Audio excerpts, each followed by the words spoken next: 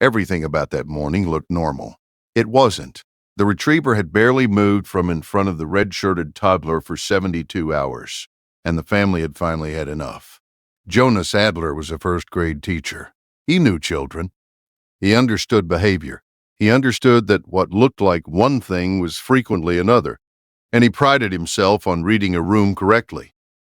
He was wrong about what he was reading. He would spend a long time coming to terms with that. Their golden retriever, a 4-year-old male named Biscuit, had come into the house as a puppy 2 years before their son Elliot arrived. He was one of those dogs people called steady. Not quick to react, not easily rattled. The kind of animal that slept through thunderstorms and greeted strangers with the calm authority of a dog that had already assessed the situation and found nothing worth worrying about. He had never shown anything but measured affection for Elliot. Until Tuesday. On Tuesday morning, Elliot woke fussier than usual. Nothing alarming, 22 months old, the ordinary unpredictability of a toddler morning. He sat on the living room floor in his red long-sleeved shirt and refused breakfast. His wife, Dina, offered crackers. Elliot pushed them away. She offered banana. He turned his face. Standard toddler business. Biscuit came from the bedroom, crossed the living room, and sat directly in front of Elliot, not beside him. In front of him, 6 inches from his knees, face level with the child's face, steady and unblinking. Elliot looked at Biscuit. Biscuit didn't look away, didn't wag, didn't lean in for affection, just looked, with the stillness of an animal that has decided something is its responsibility. By afternoon, Biscuit had followed Elliot through every room. If Elliot sat, Biscuit positioned himself 12 inches in front of the boy's face and held it. If Dina picked Elliot up, Biscuit followed and pressed his nose toward the child's face, slow and persistent. A behavior that felt different from nuzzling, more methodical, more pointed. Wednesday the same, Thursday the same. Elliot was fussier each day, but not dramatically unwell. Low-grade something, no fever. Eating a little, drinking less than usual. Biscuit's behavior escalated in proportion. By Thursday afternoon, he was following Dina's movements with Elliot in her arms, pressing toward the baby's face at every opportunity. Sitting between Jonas and the child when Jonas tried to interact with Elliot. Jonas watched it from the couch that evening and named what he was seeing. "He's resource guarding him," he said. "He's decided Elliot is his, and he's shutting us out."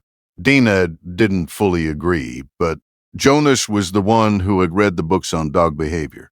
She deferred. They put Biscuit in the laundry room at 8:30 Thursday night with his bed and his water and closed the door. The scratching started within 4 minutes. Steady, rhythmic, not frantic. The scratch of an animal working a problem. If you stay for stories about what animals sense before we do, you're in the right place. Subscribe so you don't miss the next one. Jonas told himself the scratching would stop. It didn't. He fell asleep to it. At 1:17 Friday morning, he woke to a different sound. Not scratching. Weight impact against the laundry room door. The specific sound of a dog throwing its body against a hollow panel. Once. Twice. 4 times in 8 seconds. Jonas sat up. The impacting stopped, then resumed, heavier, more deliberate. He got up. He opened the laundry room door.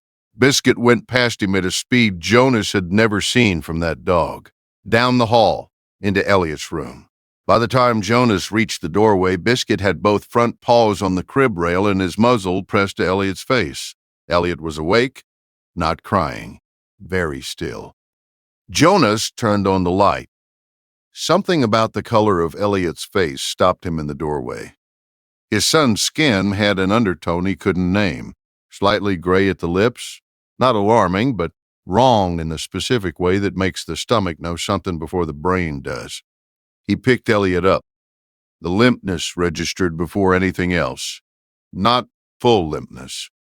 Subtle, too subtle. He called for Dina. Elliot's blood glucose registered at 34 milligrams per deciliter in the ambulance. Dr. Renata Soares, pediatric endocrinologist, told them the following afternoon that Elliot had a congenital hyperinsulinism variant, a condition in which the pancreas produces excess insulin independent of blood sugar levels, causing glucose to drop episodically and silently. The fussiness, the reduced eating, the 3-day escalation, all of it was his body running low on fuel. Children this age cannot report symptoms. They cry. They refuse food. They don't know what is wrong because they have no language for it. Has your dog ever done something you couldn't explain until it was the only thing that made sense? Tell us in the comments. These stories deserve to be heard. The dog was reading isoprene concentrations in the child's breath. She said he was detecting the drop before any external sign appeared. The body behavior over 3 days was alarm escalation.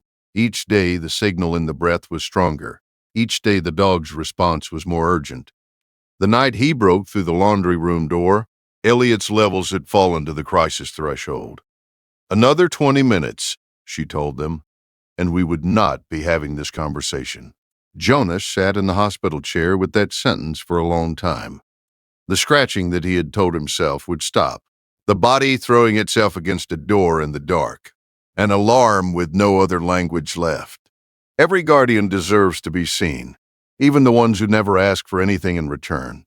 If stories like this matter to you, subscribe so you never miss the next one. Biscuit was home by Saturday. He walked in through the front door, went down the hall, sat down in front of the crib where Elliot was sleeping. He put his chin on the crib rail. His eyes stayed on the glucose monitor blinking green on Elliot's ankle. Jonas stood in the doorway. He didn't go in. He didn't interrupt. He watched the dog watch his son, the way you watch something that has already proven it understands the job better than you do, and he stayed there until the hallway went dark. The next story involves a family who thought their dog had developed a fear of their baby. What was actually happening is something a vet had never seen documented before.